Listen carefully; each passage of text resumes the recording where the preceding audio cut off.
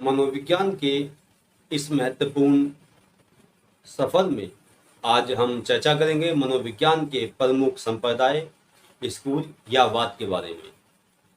पिछले लेक्चर में मैंने आपके सामने मनोविज्ञान के स्वर्णिम इतिहास के महत्वपूर्ण या इम्पोर्टेंट फैक्ट के बारे में आपको बताया था, जो आपको विभिन्न प्रकार की परीक्षाओं के लिए जानना जरूरी था। आज के इस लेक्चर में मैं आपके सामने मनोविज्ञान के प्रमुख संप्रदाय, वाद और स्कूल के बारे में जानकारी प्रदान करूंगा और मुझे उम्मीद है कि आप इसको बहुत अच्छी तरह समझ करके अपने एग्जाम की तैयारी में लगे रहेंगे। तो पहला है संरचनावाद। जैसा कि इसके नाम से ही प्रसिद्ध है, इसका नाम ही इस प्रकार से दिया गया है कि आप समझ सकते हैं कि संरचना। तो यहाँ पर संरचना किस चीज की? संरचना किस चीज की संरचना? पहले हम थोड़ा सा प्रकाश डाल लेते हैं मनोविज्ञान के उस सफर पर, जिसमें पहले कहा गया कि मनोविज्ञान आत्मा का विज्ञान था, फिर कहा गया मनोविज्ञान मन या मस्तिष्क का विज्ञान था, और इस तीसरे क्रम में आपके सामने ये तथ्य आता है कि मनोविज्ञान चेतना का विज्ञान है। तो अब चेतना का विज्ञान जिसने बताया वो वाद है संरचनावाद। यानी कि संरचनावाद के अंतर्गत मनोविज्ञान को चेतना के विज्ञान के रूप में प्रकट किया गया। तो यहाँ पर आप समझ गए होंगे कि संरचना की चीज की, चेतन अनुभूति की। इसके अलावा यहाँ पे आपके सामने तीन शब्द और आएंगे, जिसको हम संवेदी अनुभव भी कहते हैं, अनुभूति या तत्कालिक अनुभूति। तत्कालिक अनुभूति यानी कि तीन शब्द आपके सामने यहाँ पे मिलेंगे कि संरचना किस चीज की होगी? चेतन अनुभूति की, संवेदी अनुभूति की या तात्कालिक अनुभूति की। यानी कि संरचनावाद का जो विषय क्षेत्र है, संरचनावाद का जो विषय क्षेत्र है वह है चेतन अनुभूति या संवेदी अनुभूति या तात्कालिक अनुभूति। और साथ साथ इसका जो इसके अंदर जो विधि बताई गई वो विधि है अंतर्दर्शन विधि। अंतर्दर्शन विधि या इसको अंतर्निरीक्षण विधि भी कहा जाता है। अंतर्निरीक्षण विधि भी कहा जाता है। अर्थात अब इसकी शुरुआत किसने की? ये चीज आपके सामने कई बार आ चुकी है कि जर्मनी के जो मनोवैज्ञानिक थे मैक्समिलियन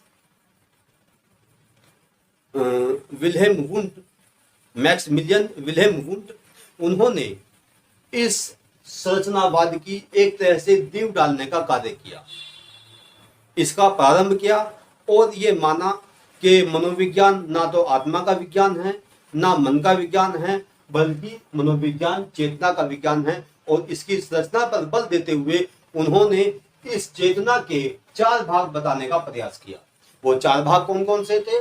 कि पहला है संवेदना, दूसरा है कल्पना, तीसरा है प्रतिमा और चौथा है भाव।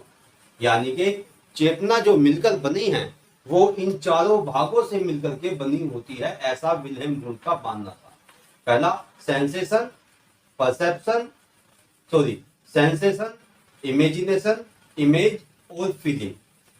संवेदना, कल्पना, प्रतिमा और भाव, इन चारों को मिला करके चेतना का निर्माण होता है, चेतन अनुभूति का निर्माण होता है। और इसका अध्ययन जिसमें किया जाता है, यानी कि जिस विधि के माध्यम से इसका अध्ययन किया जाता है वो विधि है अंतर्दर्शन विधि या अंतर्निरीक्षण विधि। अब यहाँ पर जो प्रमुख मनोवैज्ञानिक रहे हैं उन्होंने इस बात को बताने का प्रयास किया, खासतौर से एडवर्ड बेलफोर्ड और टीचनर जो कि विल्हेम वुंट के प्रसिद्ध शिष्य थे, उन्होंने औपचारिक रूप से संरचनावाद को स्थापित किया। कि जैसे कि मैंने कुछ देर पहले बताया कि इसकी शुरुआत जो कि विल्हेम वुंट के द्वारा की गई, मैक्समिलियन विल्हेम वुंट के द्वारा की गई, लेकिन इसको औपचारिक रूप से स्थापित करने का जो श्रेय दिया जाता है वो ईबी टीचनर को दिया जाता है, जो इनके प्रसिद्ध शिष्य रहे हैं। अब यहाँ पर जो संरचना है, किस चीज की संरचना? चेतन अनुभूति की, जो कि जटिल मानसिक प्रक्रियाओं से मिलकर के बनी होती है। यहाँ पर उस चेतना के बारे में यहाँ पे बात की गई और उस चेतना के प्रमुख तत्वों के बारे में यहाँ पे चर्चा की गई कि चेतना के अंदर ये 4 तत्व शामिल होते हैं। अब संवेदना क्या है कि जब हम देखते हैं कि हमारे इर्द गिर्द यानी कि जो ज्ञानेंद्रियां हैं, जो कि ज्ञान के द्वार कहलाते हैं, जब बाह्य स्टिमुलस हमारे संपर्क में आता है, किसी प्राणी के या व्यक्ति के संपर्क में आता है, तो हमारी संवेदना तुरंत जागृत हो जाती है, इमेजिनेशन होता है। इसी प्रकार से इमेज हमारे मस्तिष्क में बनती है और हमें भाव की अनुभूति होती है। ये सारी चीजें मिलकर के हमारे अंदर चेतना को उत्पन्न करती हैं। अब इसका वैज्ञानिक अध्ययन करने के लिए विल्हेम वुंड ने मनोविज्ञान की प्रयोगशाला स्थापित की, जो कि पहली प्रयोगशाला मानी जाती है। तो यहाँ पर जो पहला स्कूल था और उसके आधारभूत क्रियाएं जो थी, प्रक्रियाएं थी, वो थी संरचना पर आधारित चेतन अनुभूति या संवेदी अनुभूति या तात्कालिक अनुभूति। अब इसके बाद दूसरा स्कूल हमारे सामने आता है, जिसको नाम दिया गया है प्रकार्यवाद।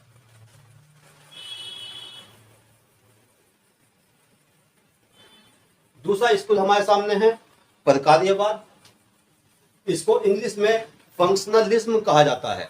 अब यहां पर बात की गई है प्रकार्य या फंक्शन की।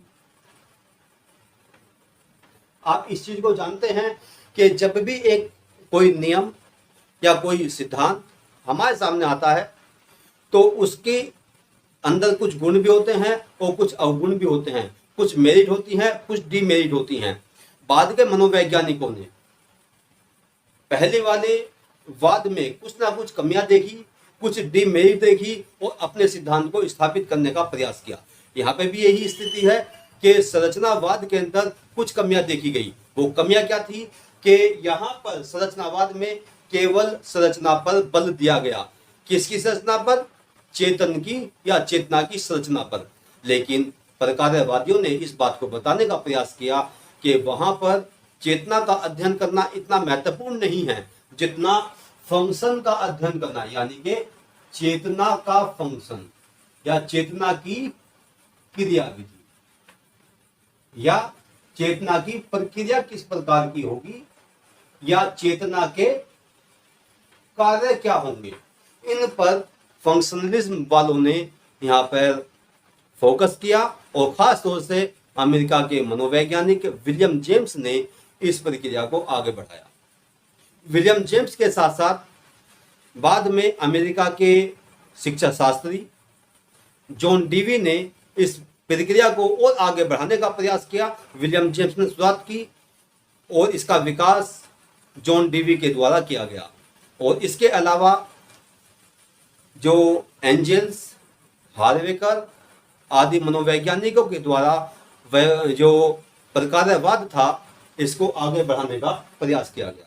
अब मुख्य चीज क्या आती है कि इन्होंने बल दिया चेतना की क्रिया विधि पर या प्रक्रिया पर या कार्य पर, लेकिन विधि वही रही जिसको हम कहते हैं अंतर्दर्शन विधि या अंतर निरीक्षण विधि। अंतर निरीक्षण विधि। अब मुख्य चीज क्या थी कि अंतर निरीक्षण जो विधि है, उस विधि में मुख्य डिमेरिट ये थी कि इसकी संवेदना व्यक्ति को स्वयं को होती है, दूसरे को नहीं होती। यही चेतना के साथ में मामला था। यही प्रक्रिया मन या मस्तिष्क के विज्ञान के संबंध में थी और यही आत्मा के संदर्भ में थी। उन मनोवैज्ञानिकों और दार्शनिकों का कहना यह था कि इसको पूर्ण रूप से टेस्टिफाइड नहीं किया जा सकता, इसका रिप्लिकेशन नहीं किया जा सकता। चेतना की अनुभूति हो रही है या प्रक्रिया हो रही है तो व्यक्ति के लिए, स्वयं के लिए हो रही है। इसके बारे में दूसरा व्यक्ति जान नहीं सकता। जिसके ऊपर कोई घटना, जिसके ऊपर किसी घटना का प्रभाव पड़ा है या व्यक्ति के ऊपर किसी घटना का प्रभाव पड़ा है, तो वो अपने उस घटना का वर्णन किस प्रकार से करता है, किस रूप में करता है, वो वही जान सकता है। दूसरा व्यक्ति इसके बारे में नहीं जान सकता। ठीक है, तो वास्तविक रूप में क्रिया का प्रभाव क्या पड़ रहा है, घटना का प्रभाव क्या पड़ रहा है, उसके मन मस्तिष्क में क्या चल रहा है, ये व्यक्ति स्वयं तो अनुभव कर सकता है, लेकिन दूसरों को इसका अनुभूति या इसका अनुभव नहीं होता। यहाँ पर यह कुछ कमियां देखी गई और उन कमियों को दूर करने के लिए अगला वाद हमारे सामने आता है, जिसको हम कहते हैं व्यवहारवाद। ये बहुत महत्वपूर्ण वाद है, जिसको इंग्लिश में बिहेवियरिज्म कहा जाता है। अब बिहेवियरिज्म जो कि सीधा सीधा व्यवहार से संबंधित है, व्यवहार या बिहेवियर से संबंधित है, यहां पर आकर के मनोविज्ञान ने एक बार फिर एक नई विचारधारा विकसित की। उन सारी विचारधाराओं को पीछे छोड़ते हुए एक नई डायरेक्शन, एक नई दिशा मनोविज्ञान को मिली, और वो मिली व्यवहार के रूप में। यानी कि अब मनोविज्ञान को व्यवहार का विज्ञान कहा गया। 1912 में, जानिए यहां पर समझिए, 1912 में जेबी वॉटसन, जो कि जेबी वॉटसन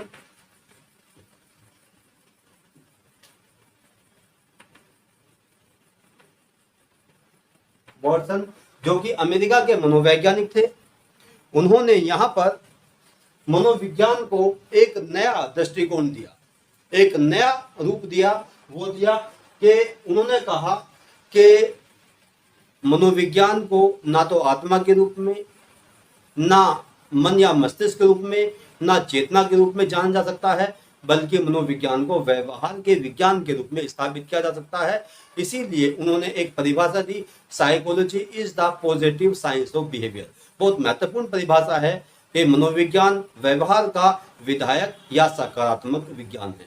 यहाँ पर आकर के मनोविज्ञान को एक नई चेतना का संचार मिला, एक नया रूप मिला, एक नई दिशा मिली। जेबी वॉटसन जो कि अमेरिका के मनोवैज्ञानिक थे, उन्होंने व्यवहारवाद नाम की एक पुस्तक लिखी, और उस पुस्तक में इन्होंने अपने विचारों को प्रकट किया, और साथ साथ जो उन्होंने एक प्रयोग किया था, उस प्रयोग के बारे में उन्होंने बताया। उन्होंने कहा कि मुझे कोई भी एक बालक ला करके दे दो, आप जो कहोगे मैं उसको वैसा ही बना दूंगा। आप कहोगे कि उसको जज बनाना है, वकील बनाना है, अध्यापक बनाना है, चोर बनाना है, डकैत बनाना है, बदमाश बनाना है, जो आप कहोगे मैं उसको वैसा ही बना दूंगा। अर्थात इन वक्तव्यों से, उनकी इस व्याख्या से, कथन से यह पता चलता है कि वह वंशानुक्रम का विरोध करते थे और बल देते थे वातावरण पर। उनका मुख्य फोकस क्या था? वातावरण। यानी कि बालक के ऊपर वंशानुक्रम का प्रभाव नहीं पड़ता, बल्कि बालक के ऊपर वातावरण का प्रभाव पड़ता है। उस वातावरण का प्रभाव पड़ता है जिस वातावरण में बालक रह रहा है। अब यहां पर आकर के अब यहां पर जो व्यवहारवादी थे, खासतौर से शुरुआत की गई जेबी वॉटसन के द्वारा। उसके बाद थॉर्नडाइक इसमें साथ में जुड़े, पेवलोव जुड़े, हल जुड़े, और इसके अलावा गथरी और स्किनर जैसे व्यवहारवादी इसमें जुड़ते चले गए।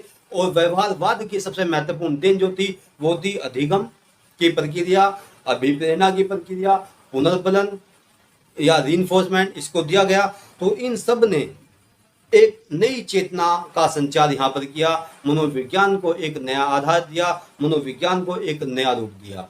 तो यहाँ पर 3 वाद आपके सामने आते हैं, और इसी के साथ साथ मापन योग्य प्रक्रियाओं को आगे बढ़ाने का। हालांकि प्रकारवाद में इस चीज को दिया गया कि उन्होंने प्रश्नावली, सूची और मानसिक परीक्षण की शुरुआत की थी, लेकिन व्यवहारवाद ने इसको आगे बढ़ाने का प्रयास किया, इसको एक वैज्ञानिक आधार दिया। और व्यवहार के बारे में उन्होंने कहा कि हम एक व्यक्ति का व्यवहार देख सकते हैं, एक प्राणी का व्यवहार देख सकते हैं, और दूसरा प्राणी या दूसरा व्यक्ति हमारा व्यवहार देख सकता है। इस प्रकार से निरीक्षण के माध्यम से एक दूसरे या अवलोकन के माध्यम से एक दूसरे के व्यवहार को जाना जा सकता है। तो यहाँ पर जो मुख्य आधार था या विषय क्षेत्र जो रहा वो व्यवहार रहा, और इसकी जो शिक्षण विधि रही वो रही बहिर्दर्शन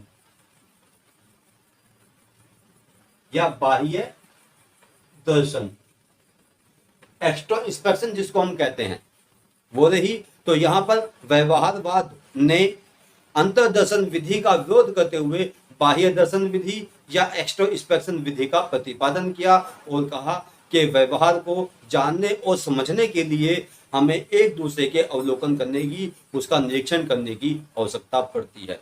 जब भी हम दूसरे प्राणी के व्यवहारों को, उनकी क्रियाओं को, उतनी घटनाओं को जान सकते हैं। तो यहाँ पर 3 वाद आपके सामने आए।